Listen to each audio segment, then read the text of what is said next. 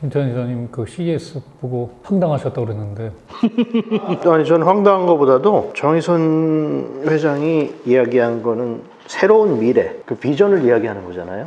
그리고 뭐 얘기한 게 안전하고 자유로운 이동과 평화로운 삶, 그게 인류의 꿈이라고 이야기를 했는데, 그렇게 이야기를 하면서 이제 허브가 있고 거기에 PBV라는 거 있죠. Purpose Built Vehicle, 버스 같은 거 뭐 크고 작은 게 와서 이렇게 가서 뭐 더킹을 하고, 그 다음에 도심 항공 모빌리티, UAM이라고 해서 Urban Air Mobility, 그 위에서 뭐 날아가고. 뭐 30분 걸린 거 5분 만에 가고 뭐 하여튼. 그게 난 도움이 되나? 아니, 이거를 만든 사람이 직접 버스를 타봤나? 대중교통 타봤나? 여기에 이 비디오를 보면은 Purpose Built Vehicle이 문이 쓱 열리면 사람이 혼자 편안하게 타요.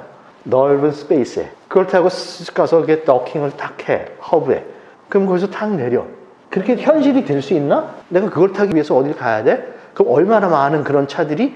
그럼 그걸 타고 내가 어디 도킹 시스템까지 가고 거기서부터 뭐 저 헬리콥터 비슷한, 드론 비슷한 걸 타? 난 이거는 솔직히 말해서 마이너리티 리포트에서 많이 나와서. 글쎄 옛날에 그렇게 나왔지만 실제로 진짜 해보면 불편하기가 한두 끝이 없어요. 그러니까 나는 이거는 사람들한테 보여주는 어떤 미래라는 거를 보여주려면 이렇게 할 수는 있겠지만, 난 근본적으로 생각을 다른 생각을 해야 될 것 같아. 정말 내가 A에서 B까지 움직이려면, 내가 일산에서 여기까지 오려면, 내가 사는 집에서 여기까지 오려면 어떻게 가서 어떤 교통을 이용하고 어떻게 갈아타야 되고 노선을 타기 위해서 얼마나 기다려, 이걸 다 따져보면 이거는 안 된다는 얘기예요. 말이 안 돼. 지금이랑 별로 달라질 게 없을 거라니. 이거는 지금 옛날에 지금 현재에 있는 이 컨셉을 그냥 자율주행하고 무슨 더킹 시스템 플러스 해놓고 헬리콥터, 드론 같은 거 이걸 하나 더 해놓은 것 밖에는 달라진 게 없다. 난 이게 퓨처일까? 그건 아니라고 생각하는 거예요. 저는 충분히 가능성이 있다고 봐요. 시점의 문제이긴 하지만 지금 퍼스널 트랜스포테이션 수단하고 퍼블릭하고 좀 혼동하셔서 그래요. 어차피 퍼블릭은 프라이빗하게 움직이는 건 매번 불편하게 돼 있어. 대신에 그만큼 싼 거고요. 그러면 예를 들어서 지금 버스 전용선이 있는 것처럼 앞으로 이런 자율주행이 그 서울시에 도입된다 그러면은 저 버스 전용선을 갖다가 자율주행 라인으로 바꾸면 되는 거예요. 그리고 버스를 다 없애버리고 자율주행 이런 박스 같은 거를 자꾸 휙휙 가면 되면 거기에 사람들이 타는 거죠. 나만 타는 게 아니라 퍼스널라이즈 된 게 아니라 퍼블릭이니까 사람들이 꽉꽉꽉 탈 수도 있어. 출퇴근 시간에는. 그래갖고 버스가 왔다 갔다 하듯이 버스 타는 데까지는 라스트 마일 그러잖아요. 원 마일. 그럼 그거는 싱싱이로 가든지 이거 있잖아 이거. 킥보드 이거 전동 킥보드 킥라니 그런 거 타고 가서 거기 내고서 그 버스를 기다려갖고 버스를 자율주행 큐브를 타고 저기 광화문 허브, 강남역 허브 그런 데 가서 딱 쓰면 내려갖고 내가 거기서 다시 가면 되는 거죠. 그런데 거기에서 지금하고 달라지는 게 뭐예요? 다른 게 있죠. 자율주행으로 간다는 거죠. 그리고 지금 자율주행이지. 내가 운전 안 하는데 기사가 운전하는데. 그럼 자율주행이 아니죠. 그리고 전기로 움직이잖아요. 내가 볼 때는 자율주행인데. 그리고 이 라인 정한 라인을 그대로 가잖아. 시스템은 같을지 몰라도 구현하는 기술은 완전히 다른 거예요. 근데 그 기술은 당연히 다르지만 소비자가 커스터머가 생각할 때는 나한테 중요한 거는 내가 그 버스를 타는 데까지 가는 거, 내가 그 버스를 얼마나 기다리는 거, 그거지. 내가 타면은 이게 자율주행이 됐건 누가 운전하건 나한테 뭐 다를 게 없잖아요. 똑같잖아요. 그리고 거기까지 가는 시간, 거기서 또 내가 내려가지고 우리가 비행기를 타고 서울에서 부산을 갈 때 공항에 가가지고 도착해서 시스템을 거쳐서 게이트에 가서 비행기를 타고 가는 것처럼 그거 하는 거 지금 이게 달라질 게 뭐가 있냐는 얘기지, 내 얘기는. 지금은 지상만 말씀하신 거고 여기서 현대여행은 뭐냐면 플러스 알파라서 항공을 얘기했잖아요. 그렇죠, 항공 얘기했죠. 그러니까 그렇게 간 다음에 가서 위 옥상에 올라가면 뭐가 뜬다는 얘기잖아요. 떠서 저기까지 가려면 길을 이렇게 가야 되는데 항공은 직선이잖아. 그것도 물론 정부랑 해서 다 공중에 길을 만들어야 되겠지만 그렇게 해서 이 시점에서 저 멀리 부산까지 가는데 그래서 뭐 양평을 가는데 그러면 강남역만 가면 거기에서 떠서 갈 수 있다. 저는 그거는 가능하다고 봐요. 근데 제가 여러 번 말씀을 드리지만 기술적으로는 가능하다 이거예요. 안 될 이유도 없어. 그건 가능하죠. 그것이 얼마짜리 서비스냐 이거예요. 얼마짜리. 그래서 시간이 금인 월스트리트 저널의 회장들은 저기 롱아일랜드나 커네티컷 살다가 지금도 헬기로 온다고 그러잖아요. 아침에 시간이 아까워서. 그래서 월급 제일 많이 받을수록 빨리 온다고 그러잖아요. 그래서 제일 밑에 비서 클럭이 나중에 출근 시간 9시간에 막 허겁지겁 뭐 해가지고 막 뛰어와가지고 슬라이딩 세이프 해갖고 그런다는 거 아니에요. 그런 사람들은 시간이 돈이기 때문에 갑자기 사무실에 있다가 내 공항 가서 런던을 좀 가야 되겠어. 근데 개인 비행기 쓰는 게 아니라면 비행기를 맞추려고 그러면 1시간밖에 없네? 그러면 재빨리 뉴욕에 어디 가갖고 돈이 얼마가 들어가든 타고 그냥 간다고 봐요. 그러나 일반 사람들이 활용하기에는 너무 힘든 시스템이라서 과연 이 시스템이 돈이 되느냐? 저는 늘 아까 말한 기술적으로 이게 필요하느냐? 기술적으로 가능하냐? 제 의견은 필요하다. 기술적으로도 가능하다. 그러나 과연 이것이 돈을 벌어줄 것인가? 이것이 얼마나 대중화가 될 것인가? 일반 대중 사람들이 얼마나 그 돈이 많다고 급하다고 갑자기 비행기를 타고 저기까지 차 타고 1시간이면 가는 데가 이거 10분에 가야 돼? 그렇죠. 그럼 몇 명이나 이용할까요?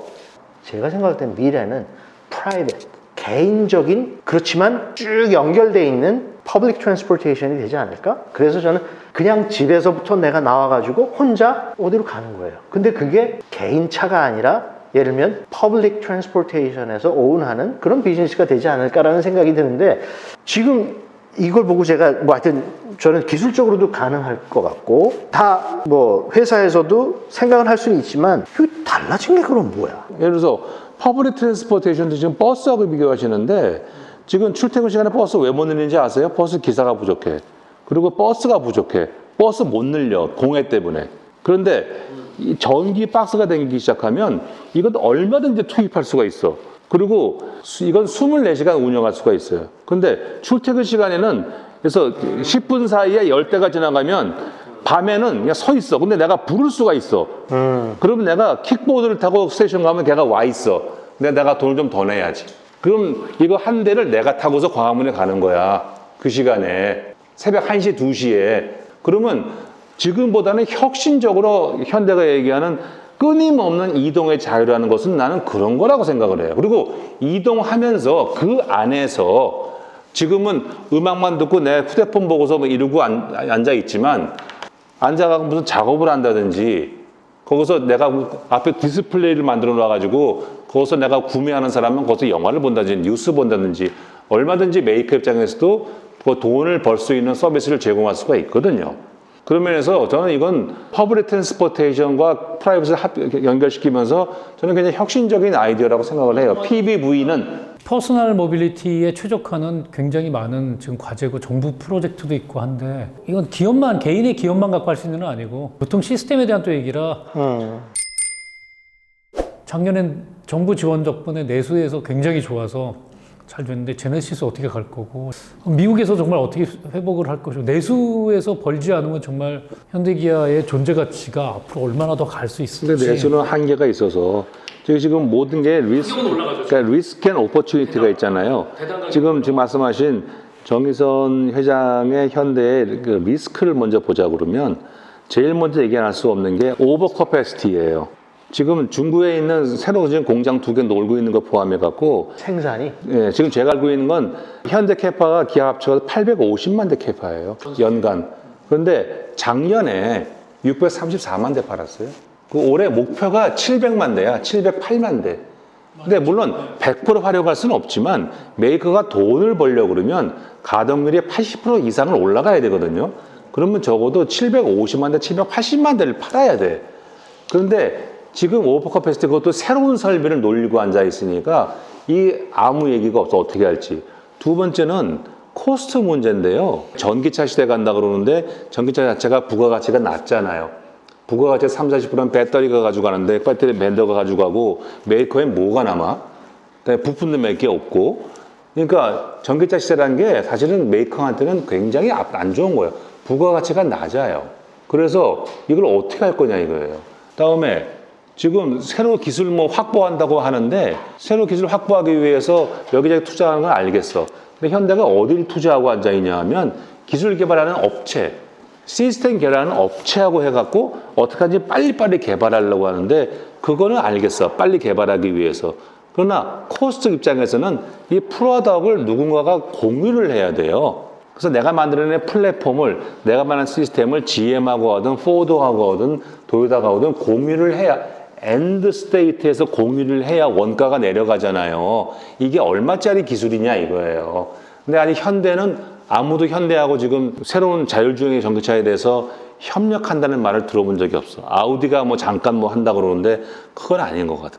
그다음에 세 번째 보는 게 뭐냐면 아까 말씀하신 것처럼 향후 자동차 시장의 주도권을 누가 가지고 갈까? 자율주행 OS를 현대가 독자 개발할 수 있을까? 그러면 구글 거 써야 되나? 애플 거 써야 되나? 그럼 얘네들 말 들어야 되겠네? 내지는 배터리? 우리가 배터리 만들 수 있나? 그러니까 폭스바겐이 GM이 배터리 업체하고 조인트벤처를 공장 만들겠다는 게 배터리 업체한테 주도권 안 뺏기려고 그러는 거거든요. 그럼 현대는 배터리 어떻게 할 건데? 그다음에 전장화 문제 있어갖고 자꾸 이게 모듈화 가니까 아까 헤드램프처럼 메이커의 기술은 점점 쪼그라들고 벤더가 점점 커지면서 기술은 다 벤더에 앉아 있어. 그럼 이 기술이 벤츠도 갈 수 있고 현대도 갈 수 있고 그럼 현대는 도대체 뭐가 남는 거야? 그런 주도권 문제가 아직은 굉장히 지금 인디에요. 공중에 떠 있는 거예요. 그다음에 결정적으로 제가 말씀드린 게 리스크 중에 큰 게 기업 문화, 상명하복, 근면성실, 충성 이런 머슴 문화가 과연 얼마나 바뀔 수 있을까? 그리고 노조가 있잖아요. 전투적 노조. 이게 얼마나 협조적일까? 그다음에 제가 컨설팅 할 때 제 얘기를 꼭 해드리고 싶은 게 제가 삼성하고도 일을 하고 현대하고도 일을 하고 다른 곳하고 일을 해보면 삼성은 한번 컨설팅을 갖다 나오면요. 내 거를 다 빨리고 나온 느낌이야. 거기서 그냥 다 빨아당겨. 돈은 많이 줘. 그래서 일을 시키면서 자기도 내부 팀 만들라고 같이 일을 시켜요. 그 결과물 발표할 때 딱 둘이 만나게 해. 그래서 이제 막 질문을 시키는 거예요. 그런데 같은 걸로 고민했을 거 아니야? 그러면 너희 어떻게 했어? 그러면 얘기해주면 아 너희 이렇게 풀었구나 이렇게 풀었구나 싹 가져가면 다음엔 프로젝트가 안 나와. 자기네가 해. 그리고 조직의 중간중간 단계에서 질문 나오는 게 이게 심상치 않은 질문들이 막 나오는 거예요. 근데 현대하고 일을 해보면요. 뭐 액션은 무지하게 빠른데 아무 인풋이 없어. 거의 25년 전 얘기. 회장님이 뭐뭐 시켰다야. 그 중간에서 막 잡아주고 해야 되거든요.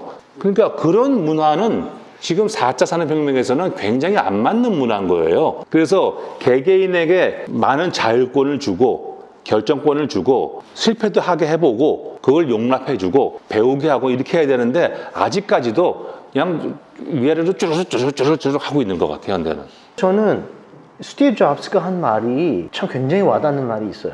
그러니까 옛날 세대에는 내가 사람들을 고용해서 내가 지시하는 걸 해 라는 식이었다면 스티브 잡스가 뭐라 그러냐면 똑똑한 사람들을 고용하고 그 사람들한테 뭘 하라고 지시하는 거는 정말 바보 같은 짓이다.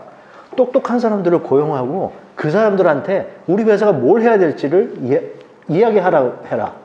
저는 요새는 그런 식으로 오히려 똑똑한 사람들을 고용하고 그 사람들이 회사를 이끌어 나갈 수 있는 제대로 된 방향을 정할 수 있도록 하는 거 그거를 잡아주는 게 저는 옳은 방법이라고 생각해요. 리더가 그냥 혼자 나가가지고 내가 비전을 다 가지고 있어 나 혼자 천재같이 그럴 수도 있겠지만 스티브 잡스 같은 사람조차도 그렇게 뛰어나고 어떤 자기가 원하는 거를 정확하게 알고 비전을 가지고 새로운 프로덕트라든지 인류를 위한 어떤 공헌이라고도 저는 얘기할 수 있을 정도까지 한 사람이 하는 얘기도 똑똑한 사람들 고용해놓고 네가 그 사람들한테 이렇게 해라 저렇게 해라 하지 말아라. 똑똑한 사람을 고용했으면 그 사람들이 너랑 너희 회사한테 뭐를 할지를 이야기하도록 해라. 그게 지금 현대의 문제인 거죠. 그게 문제인가요? 아니면 전 현재는 그렇게 하고 있는 거 아니에요?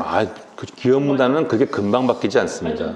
근데 이제 중요한 건 회사가 계속 성장을 하면 조직 문화 바꾸기가 굉장히 쉬워져요. 왜냐하면 떨어지는 과실들이 있기 때문에.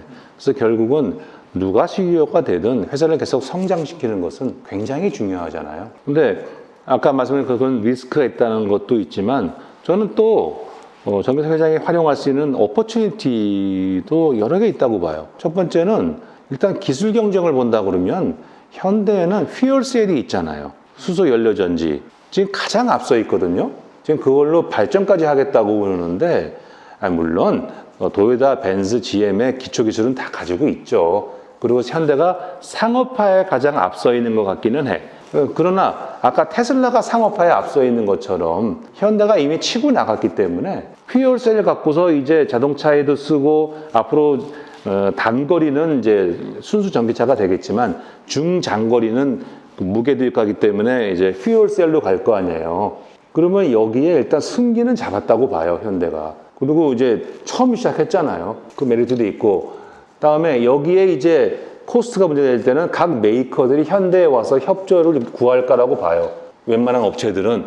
또 퓨얼셀이 있으면 앞으로 아까 말 IT 업체라든지 벤더한테도 주도권을 안 뺏길 수도 있어요. 그래서 이것은 굉장히 소중해서 이건 굉장히 그 MK 아버지께서 ES 아들한테 준 큰 선물이라고 생각을 해.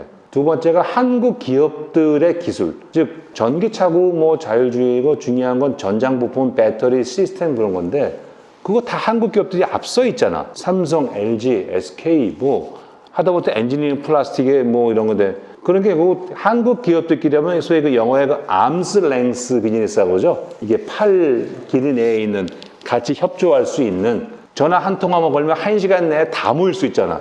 이런 한국 기업들이 도와준다는 것은 현대한테는 행운이야. 정말로 그렇다고요. 또 세 번째가 현대차 그룹 자체가 이것저것 많이 하잖아. 제조도 하고 전장도 하고 건설도 하고 형제 그룹까지 따지면은 뭐 금융에 유통에 서비스에 안 하는 게 없어. 그럼 아까 말씀하신 그 좀 불만 있었지만 PBV가 들어가는 허브라는 거 있잖아요. 지금은 저 고속버스 터미널 같은 데 가면 그런 거잖아. 그럼 그 허브를 누가 지으며 건설, 거기에 누가 들어가며 유통, 거기서 어떤 서비스를 제공하며 서비스, 백화점부터 시작을 해갖고 그런 것들이 현대라는 암스랭스 내에서 다 될 수가 있어요. 이것은 굉장한 오퍼튜니티예요. 저거 아세요? HMGICS라고 HMGICS라는 게 있어요. 그게 뭐예요? 싱가포르에 현대에서 만든 최근에 연구소 비슷해.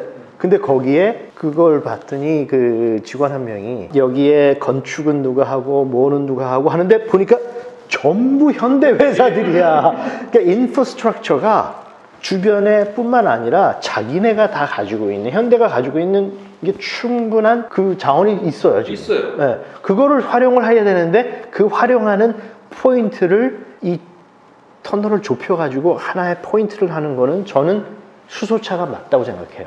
왜냐하면 다른 데보다 훨씬 메리트 있고 앞서가 있고 상용화에 먼저 지금 도전을 하고 있기 때문에 그걸 가지고 있는 거를 왜 더 많이 푸시를 안 하는지 모르겠어. 나는 전기차보다 사실은 그쪽으로 퓨얼셀도 전기차예요.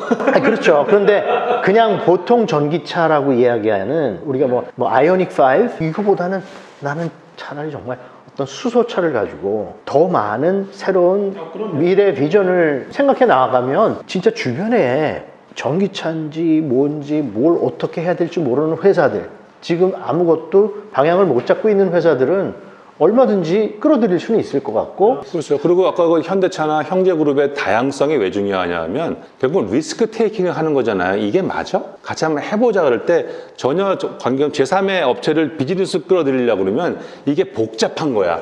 리스크 어떻게 쉐어링할 거야? 나중에 돈 갚아줄 거야? 뭐 이게 언제 이러고 앉아 있어요? 야, 현대 특유의 리스크 쉐어링하고 한번 같이 가보자 그러면 그냥 가는 거예요. 그렇죠. 가고 여기서 뭔가 만들어낸다고. 이게 한국 재벌 시스템의 아주 강점이잖아요. 그러면서 현대가 가장 앞서 있어. 하여튼 현대기아는 저희가 하반기에 좀 더 구체적인 신차도 좀 나온 다음에 보고 한번 더 포스트 코로나 기원하면서 한번 더 다뤄보도록 하죠. 이게 재벌 얘기까지 가고 뭐 이제 인프라까지 나오면 너무 커져요.